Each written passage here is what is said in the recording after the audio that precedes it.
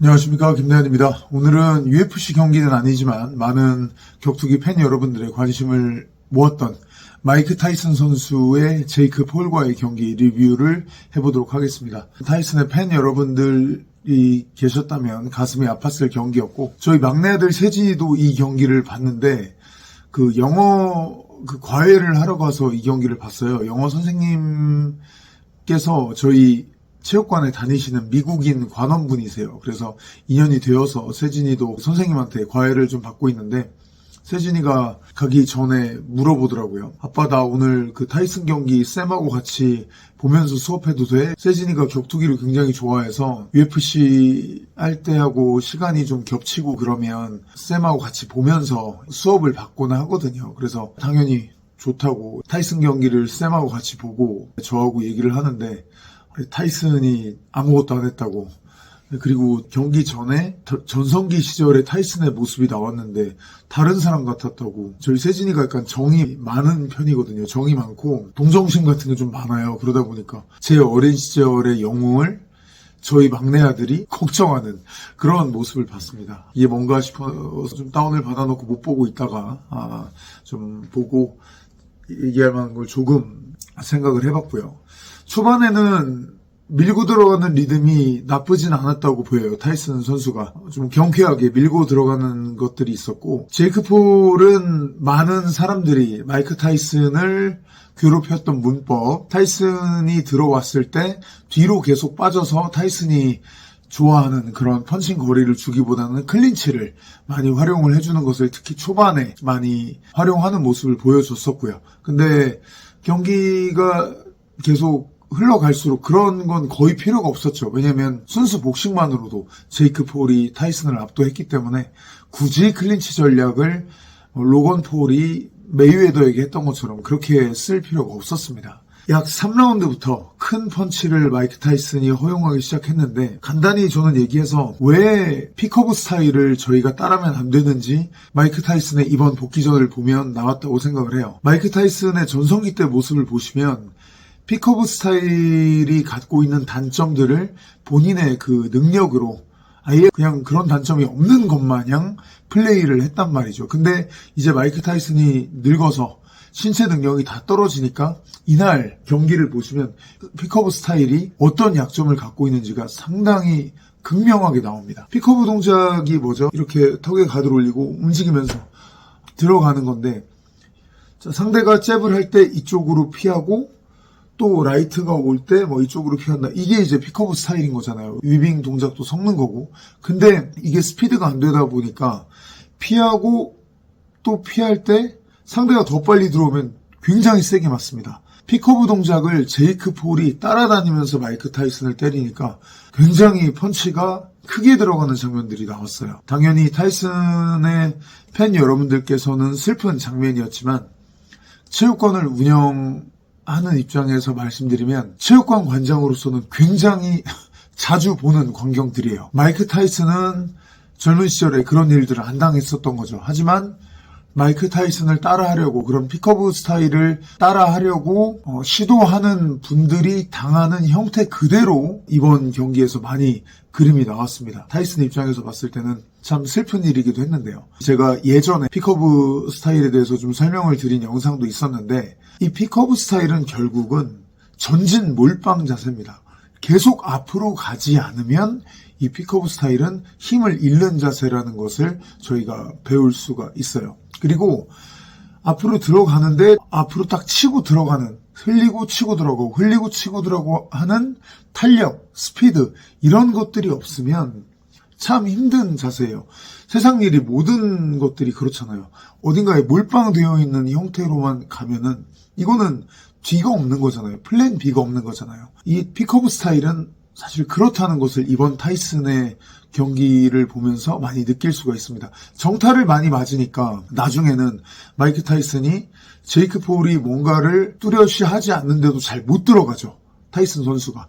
이게 마이크 타이슨이 아닌 사람이 픽오브를 따라하려다가 부딪히는 큰 벽 중에 하나예요. 저도 젊은 시절에 타이슨을 너무 좋아했기 때문에 따라해 보려고 하다가 여러 벽에 부딪혔던 사람이거든요. 타이슨을 좋아하지만 아쉽게도 그런 초인에 가까운 신체 능력은 전혀 저는 갖추고 있지 못하기 때문에 여러 가지 벽에 부딪혔었죠. 근데 그거를 제가 체육관을 오픈하고 운영을 해보니까 똑같이 반복하시는 분들이 요새는 조금 많이 없어졌습니다. 2024년의 시점으로 보면 타이슨이 그래도 많이 늙었잖아요. 요즘 젊은 친구들, 등록하는 친구들 보면 타이슨이 누군지 모르는 사람들도 허다합니다. 근데 제가 체육관을 오픈한 게 2012년인데 그때 그리고 그 전만 해도 마이크 타이슨 하면은 대부분 복싱장이든 킥복싱장이든 MMA 체육관이든 다 타이슨을 그래도 생생하게 기억하는 사람들이 많은 시대였었거든요. 피커브의 대가가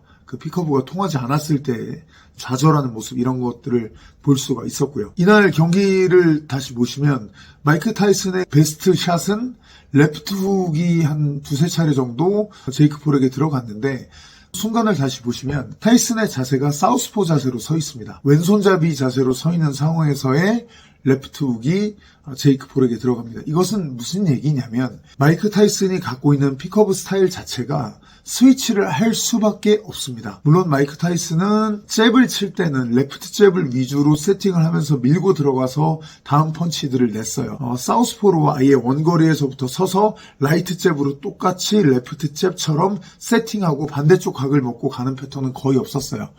전성기 시절에도 보면 원거리에서의 세팅은 레프트 잽으로 합니다만 그 본인이 좋아하는 훅과 어퍼컷을 칠 수 있는 타격 거리 안으로 갔을 때는 왼쪽 오른쪽을 다 먹으면서 때리는데 왼쪽으로 때릴 때는 왼발이 앞으로 나오지만 제이크 폴을 때린 것처럼 오른쪽 각 먹고 들어가서 왼쪽으로 딱 때리고 이쪽 커버링 해주고 아니면 슬리핑 해주고 빡 때릴 때는 오른발이 꼭 앞으로 나옵니다. 오른발이 같이 나온 상태에서 때리는 거를 보실 수가 있어요. 픽업 스타일 자체가 정면으로 아예 전진 몰빵으로 밀고 들어가는 스타일이기 때문에 한 스탠스로 머문다는 것 자체가 현실적으로 불가능하다는 것을 보실 수가 있어요. 스위치를 병행할 수밖에 없습니다. 스탠스의 의미, 오른손잡이, 왼손잡이 스탠스 이런 것들은 어찌 보면 자연스러운 싸움의 그런 장면에서는 너무 인위적인 그런 개념일 수도 있다는 것을 그런 부분을 보면서 좀 느낄 수가 있는 거고요. 제이크 폴은 또 인상적이었던 것은 오른손 가드를 바싹 올려서 타이슨의 레프트 훅을 경계하는 모습이었어요. 아무래도 서로 오소독스 자세다 보니까 가장 가까이 있는 왼손 펀치가 맞을 확률이 높고 들어갔을 때 폴이 빠지는 쪽으로 따라가서 이렇게 레프트 훅이 오는 게 많으니까 항상 레프트 훅에 대한 경계를 늦추지 않았고 반면 타이슨의 뒷손은 거의 맞지 않았어요.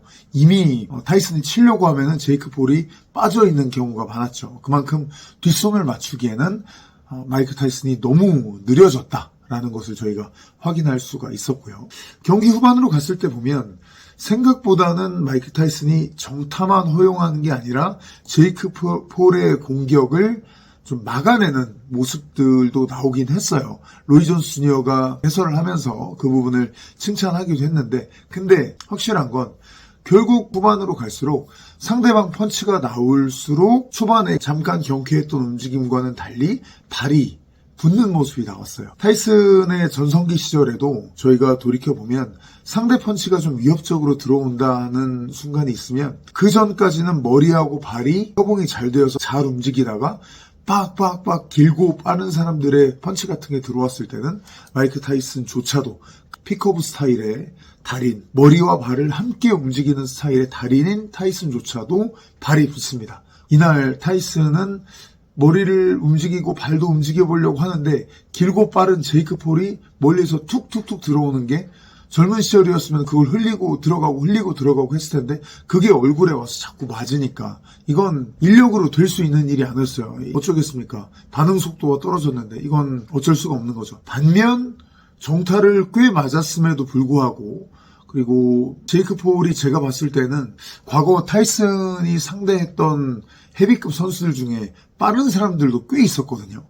근데 그런 선수들에 비해서 제이크 폴은 체급이 헤비급의 거한들보다는 낮은 선수임에도 불구하고 굉장히 빠른 느낌은 아니었어요. 다만 생각보다 복싱 실력이 좋고 그리고 체급에 비해서 펀치력이 괜찮다는 점이 오히려 제 눈에는 띄었거든요. 근데 마이크 타이슨이 그런 것들을 버텨내는 걸 보고 확실히 이 마이크 타이슨 하면 타고난 그런 능력들이 많은 사람으로 유명하잖아요. 근데 스피드는 떨어졌지만 그 강인한 맷집 이런 부분은 역시 남아있구나라는 것을 좀 볼 수가 있었습니다. 그리고 얘기가 좀 경기 중간에도 많이 나왔는데 글러브를 물어뜯는 모습 현지 중계진에서도 조금 의견이 갈리더라고요. 그 마우로 아나운서님은 봤었다. 연습할 때도 그렇고 타이슨이 좀 했던 것 같다. 그러니까 타이슨의 습관이다라고 얘기를 해주셨고 로이 존스 주니어는 저건 처음 보는 모습이다. 정말 안 좋아 보인다. 이렇게 얘기를 했었는데 저도 보면서 뭐 하는 거지? 라고 좀 의아했었는데 얘기는 들었었어요. 전에 가드를 내리지 않기 위해서 물어뜯는다. 근데 실제로 제임스 더글라스한테 맞아서 졌을 때, 이밴더 홀리필드한테 졌을 때, 레녹스 루이스한테 졌을 때 이렇게 크게 마이크 타이슨의 커리어에 큰 그 데미지를 줬던 패배들을 돌이켜봐도 글러브를 물어뜯는 모습은 없었거든요. 제 기억이 잘못될 수 있습니다만 이건 새로 생긴 뭔가 습관이 아니었나라는 생각도 들고요. 스스로 집중을 해보려고 가드를 안 내리려고 최대한 좀 노력을 하는 모습이 아니었나라는 생각도 해봅니다. 제 바람으로는 마이크 타이슨 본인은 계속 하겠다는 의사를 밝혔는데 건강을 생각해서 좀 본인이 하겠다고 하면 근데 또 어쩔 수 없는 거고 수많은 시청자분들이 지켜봤던 경기잖아요. 그러다 보니까 돈도 꽤 많이 벌었을 거고 이번 경기를 통해서도 그렇지 않아도 뭐 당연히 부자겠지만 피가 끓고 그러면 어쩔 수 없지 않나라는 생각도 들기도 하고 그러네요. 아마 이 경기를 지켜보신 분들은 저와 비슷한 심정이 아니셨을까 생각을 해봅니다. 자, 여기까지 하도록 하겠습니다. 감사합니다.